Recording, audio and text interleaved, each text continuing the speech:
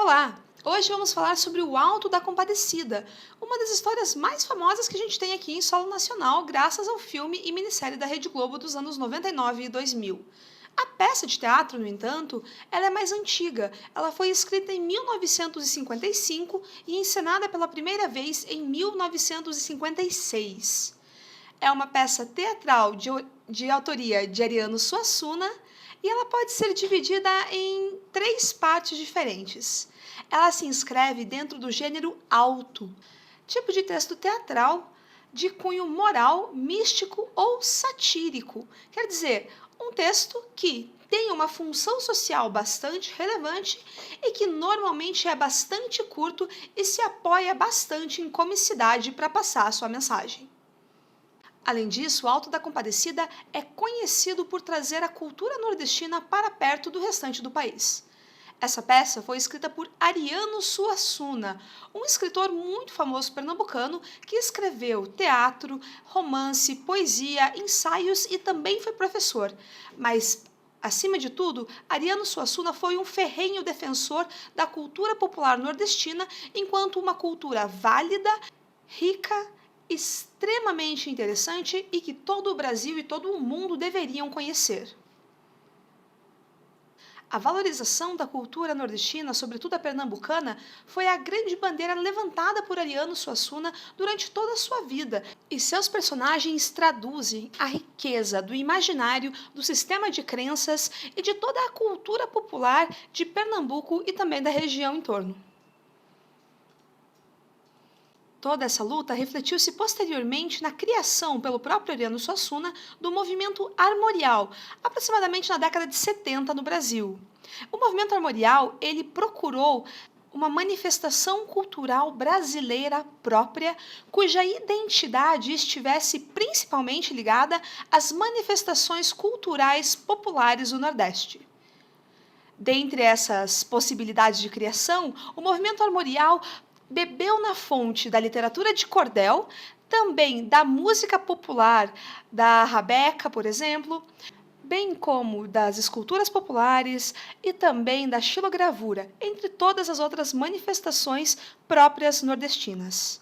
Tudo isso com o objetivo de romper barreiras de preconceito e também de acesso à cultura popular nordestina.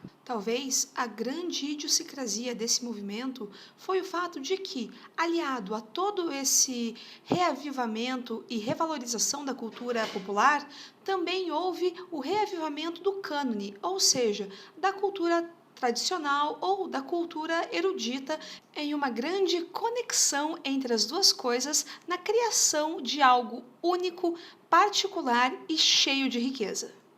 No caso específico do Alto da Compadecida, nós vamos encontrar uma influência muito forte do teatro medieval e do teatro do humanismo também, sobretudo na figura do dramaturgo Gil Vicente, que escreveu no século XV, em Portugal, um texto chamado O Alto da Barca do Inferno.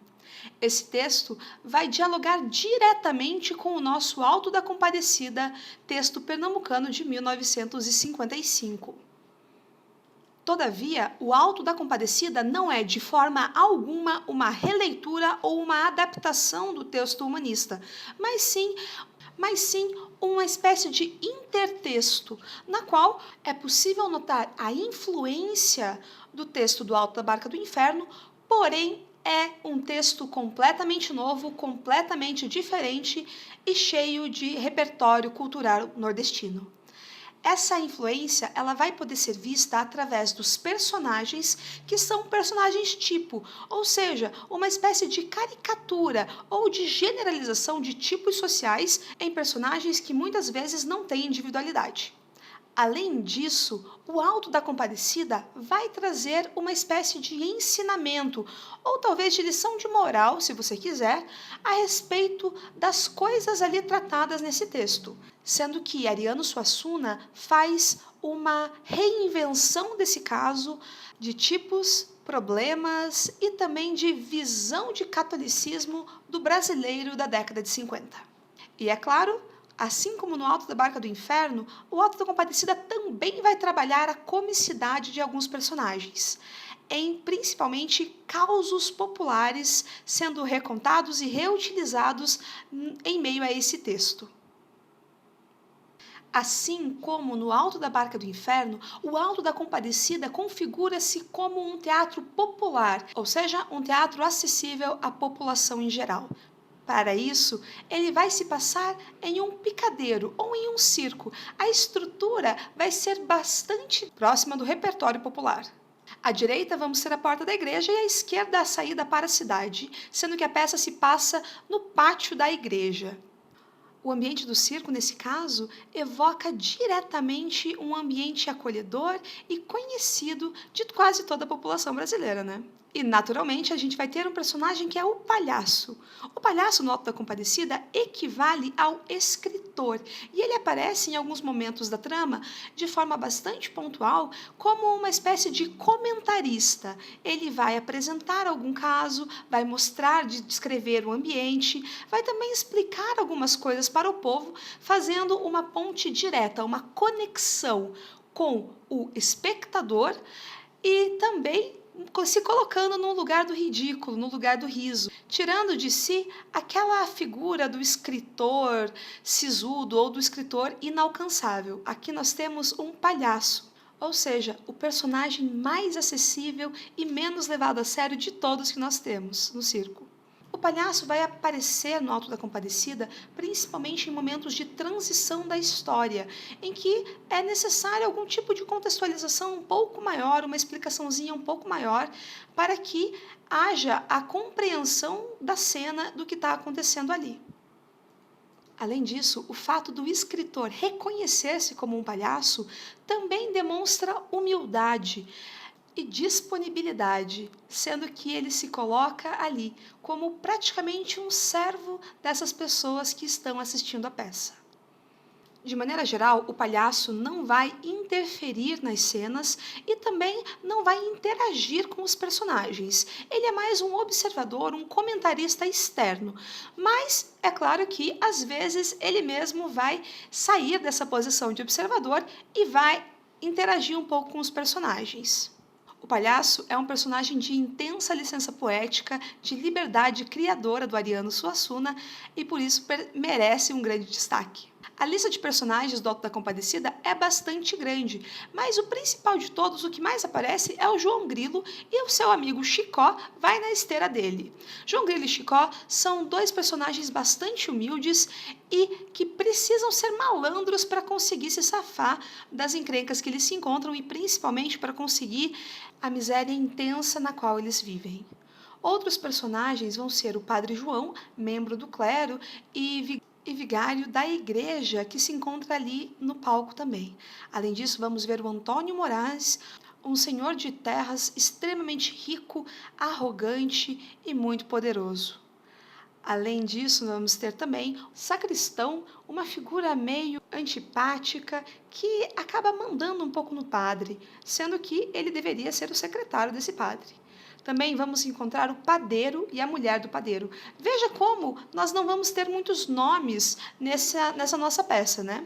Padeiro e mulher do padeiro são duas pessoas que trabalham com panificação, obviamente, sendo que o padeiro ele é bastante injusto nos seus preços e bastante abusador de seus empregados, e a sua mulher é bastante pecadora e também abusiva. Ainda dentro do time dos membros do clero estão o bispo e o frade, que aparecem na segunda parte da peça, quando a grande treta do enterro da cachorra acontece. Para completar essa lista de personagens, vamos encontrar dois cangaceiros, o Severino do Aracaju, que é o grande chefe cangaceiro de um bando que está na região, e um empregado seu, referido apenas pelo nome de cangaceiro. Esses são os personagens humanos da peça e eles vão ter as suas histórias linkadas de uma maneira bastante esquisita quando nós vamos para a parte transcendental, porque nós vamos encontrar um demônio e o seu chefe, o Encourado, também conhecido como o Diabo, E diabo e o demônio, eles estarão em conversa direta com dois outros seres transcendentais, porém que para o outro lado. Nesse momento, a peça do Alto da Compadecida fica mais próxima ao Alto da Barca do Inferno. E a gente vai encontrar Manuel, que é a representação de Jesus Cristo, e a Compadecida, que é nada mais nada menos do que Nossa Senhora, a mãe de Jesus Cristo. Como você pode perceber por essa lista de personagens, nós temos uma tradição católica bastante forte sendo delineada através deles, e também nós vamos ter ali algumas grandes oportunidades para moralizações que vamos ter também.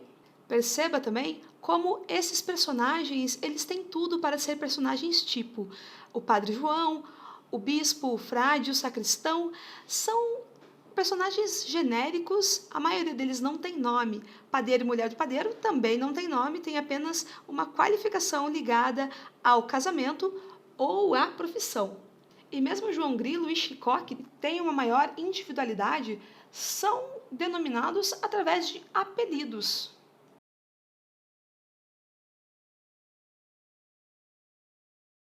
Nos próximos vídeos sobre esse texto que é simplesmente sensacional de Ariano Suassuna. Parte da discussão sobre o livro O Alto da Compadecida de Ariano Suassuna.